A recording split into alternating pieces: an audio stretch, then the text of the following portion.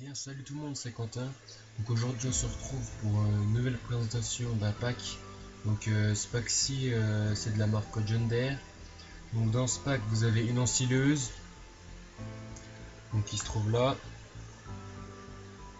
une faucheuse à herbe, une coupe à maïs et pour ramasser tout ce qui est herbe et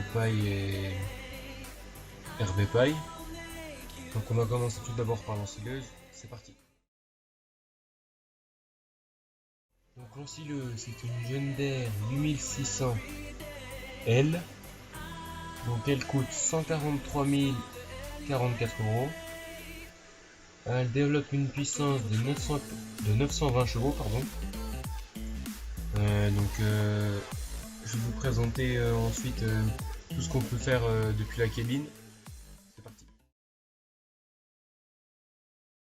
Donc une fois que vous êtes dans la machine, vous pouvez faire les trucs basiques, c'est-à-dire ouvrir la buse avec O. Ensuite avec J, donc vous avez la possibilité, je vais me mettre à l'avant. Voilà, donc de replier les rétroviseurs, comme si vous passez dans des petits chemins où il y aurait des risques que vous cassiez les rétroviseurs. Donc avec Y, vous avez une petite vue, donc c'est une vue à la buse, il me semble, on a depuis la buse, enfin c'est une vue de buse en fait. C'est une vue sur la buse. Donc ensuite, avec le numpad 7 en fait, il y a la possibilité de dégonfler les pneus, en fait ça ne les dégonfle pas, ça baisse juste la hauteur de la machine. Regardez quand on regarde ici, ça baisse juste la hauteur de la machine, enfin la garde au sol des roues en fait. Avec un numpad 7 vous faites ça. Perso j'ai testé dans un champ avec et sans, je vois pas trop de différence. Donc après le reste c'est des trucs banals, c'est-à-dire qu'il y a les lumières. Vraiment il y a toutes les lumières comme les machines normales. Il me semble que c'est une des dernières séries, parce que on n'en voit pas encore, j'en ai pas vu beaucoup pour l'instant en réalité des comme ça. Donc je pense que ça doit être une qui est classée dans les dernières. Donc c'est une bonne machine, je vais vous montrer l'intérieur. Donc l'intérieur est assez complet, il n'y a pas d'IC. Joystick qui bouge, le volant basique. Après moi j'aurais peut-être mis un petit IC pour pouvoir bouger 2-3 trucs. Donc vous avez la petite tablette à droite où il y a marqué John Deere en haut, qui n'est pas fonctionnelle. Vous voyez que le kilométrage est toujours à 0,0. Donc là c'est une vraie tablette, donc c'est pour vous montrer ce qui se passe sur le champ pendant que vous le faites. Donc c'est un iPad. Donc là après vous avez quoi? Vous avez le compte-tour, les kilométrages. Les pédales ne bougent pas. Ensuite siège basique, quelques rangements, puis la vue quoi.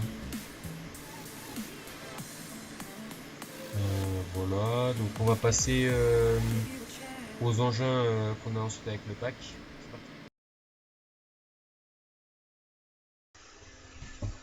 Donc ensuite nous avons une faucheuse. Tout à l'heure je vous ai dit à herbe, mais en fait c'est pas à herbe. Vous pouvez couper. Il me semble que c'est l'herbe, le blé, enfin tout ce qu'on peut couper habituellement sur le jeu, mais si vous le coupez avec cette machine, ça fera automatiquement de l'ensilage. Donc cet engin s'appelle Zund Profit Cut 620.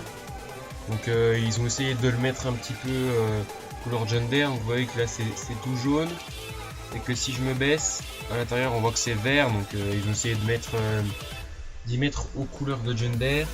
Donc cet outil il coûte 11 032 €. Donc il n'y a pas marqué la taille.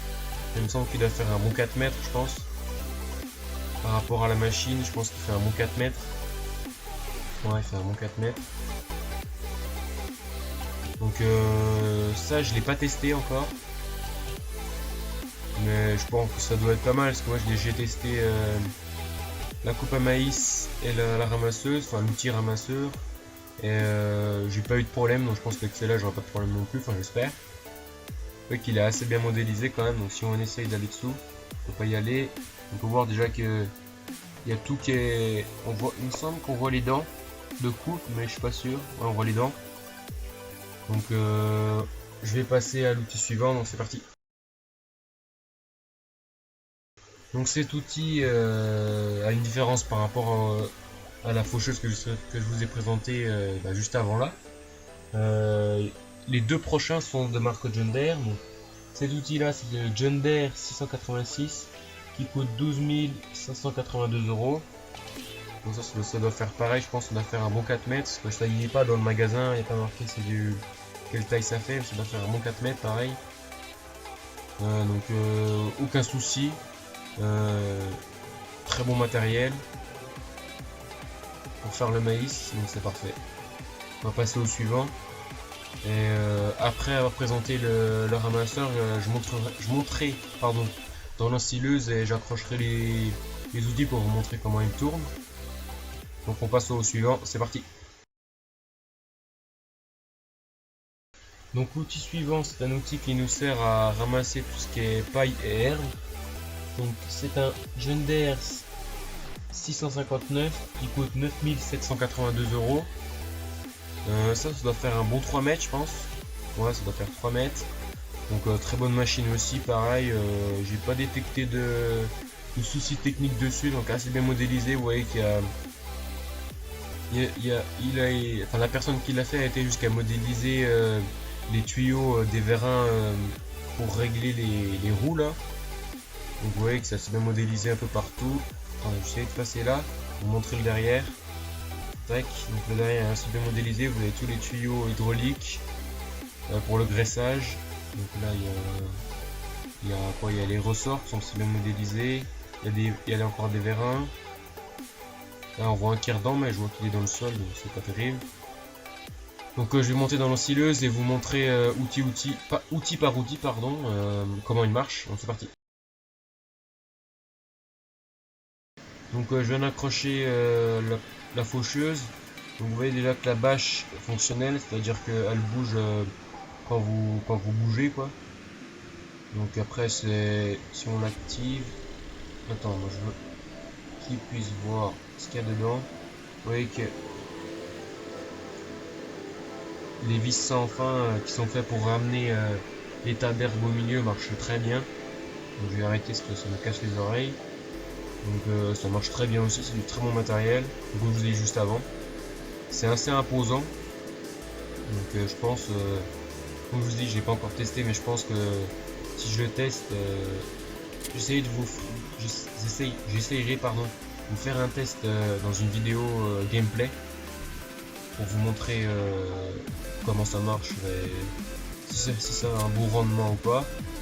Donc là je viens d'accrocher la machine pour le maïs, donc je vais la déplier. Ouais, je pense que ça fait un bon 4 mètres comme je servis, vous regardez à peu près. Il me semble que ça fait un bon 4 mètres. Hein. Parce que l'ensileuse fait 3,50 mètres, donc, ou peut-être même 5 mètres. Hein. Et sur le jeu, comme c'est pas modélisé taille réelle, enfin, c'est pas si bien fait que ça. Donc on va l'activer, on va lever pour que vous puissiez un peu mieux voir. Vous voyez que les rouleaux de broyage à l'intérieur de l'ensileuse sont très bien modélisés.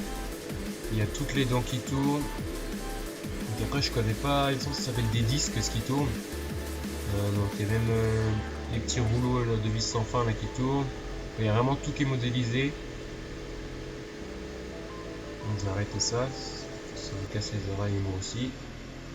Donc vous voyez que ça met du temps quand même pour se replier. Même la petite barre du milieu qui se replie. Vous voyez que c'est pas comme sur certaines machines où ça met quelques secondes pour se replier. Là ça a quand même un peu plus de temps quoi. L'hydraulique est réelle quoi. En réalité l'hydraulique ça va pas à fond quoi. Ça va à cette heure là. Donc je vais la poser ici. Tac, je vais prendre l'autre. Donc je sais pas ce que vous en pensez mais moi de la machine franchement je la trouve pas mal. Donc je trouve qu'elle est pas mal modélisée quand même. Je dis chapeau aux personnes qui l'ont fait parce qu'il me semble qu'il y a plusieurs personnes qui l'ont attaqué à plusieurs. Donc je leur dis franchement chapeau parce que c'est vraiment une belle machine. Donc après je vous ai pas montré tout ça. Donc en fait il y a vraiment des lumières sur toute la machine, même sur les outils. Donc toutes les lumières marchent. Et la lanceuse est équipée d'une attache basse, c'est-à-dire qu'on peut attacher des bennes contre les attaches basses, par exemple une crampe 3 ponts. C'est un exemple. Hein. Donc celle-ci, vous pouvez l'activer direct. Ah non, c'est vrai qu'il faut déplier l'équipement. Donc on déplie l'équipement. Donc vous voyez que là les vérins ont une utilité puisqu'ils se déplient sur les côtés pour que on s'appelle une espèce de tapis à l'avant là pour guider, pour pas que les tas soient trop gros en fait, ça les casse un peu. En fait il me semble il y a un détecteur sur le rouleau là et quand le rouleau monte trop, la machine elle ralentit en fait pour pas que ça embourre la machine. Donc après pareil encore je vais l'activer pour vous montrer. Donc très belle machine modélisée parfaitement comme en réalité. Vous voyez qu'il y a même les dents de ramassage qui tournent dessous. Ceux qui connaissent pas trop cet engin, c'est comme si c'était je sais pas si vous voyez une botteleuse, et bah ce qui ramasse pour mettre dans la botteleuse, bah c'est la même chose que ça en fait. Vous voyez qu'il y a le même tapis avec le rouleau devant, et tout c'est pareil en fait. Donc je vais vous le couper parce que ça nous cache les oreilles. Ça nous casse les oreilles, pardon. Vous voyez que c'est vraiment du très très beau matériel. Donc vous aurez le lien dans la description si vous voulez des fois télécharger cette machine. Donc franchement je vous la conseille. Si vous cherchez une oscilleuse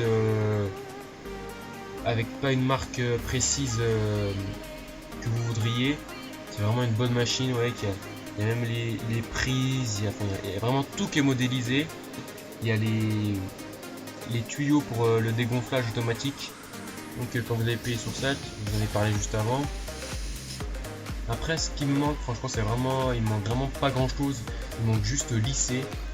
Vraiment j'aurais bien aimé la possibilité qu'on puisse ouvrir les portes sur le côté du moteur.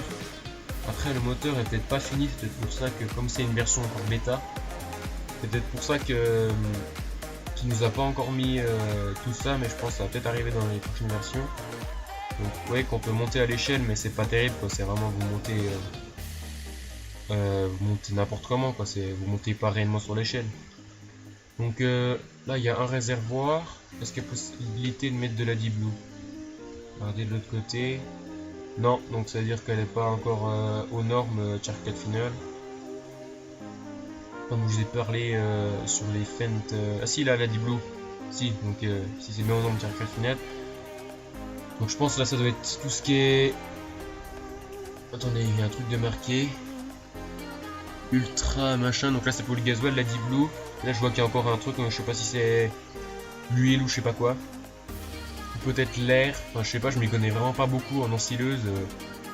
Je suis vraiment pas du tout calé en ensileuse, je sais vraiment pas comment ça marche. Enfin, comment ça marche, qu'est-ce qu'on met dedans, comment ça marche très précisément. Donc là vous voyez qu'il y a des boutons pour descendre le relevage, enfin ça s'appelle pas un relevage, pour descendre le combiné en fait. Vous voyez qu'il y a même les courroies, on voit les courroies qui ont été présentées. Donc, comme je vous ai dit, vous aurez le lien dans la description.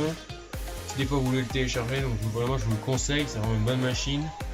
Donc je pense que je vous ai tout dit sur ce pack. Donc allez, à plus tout le monde.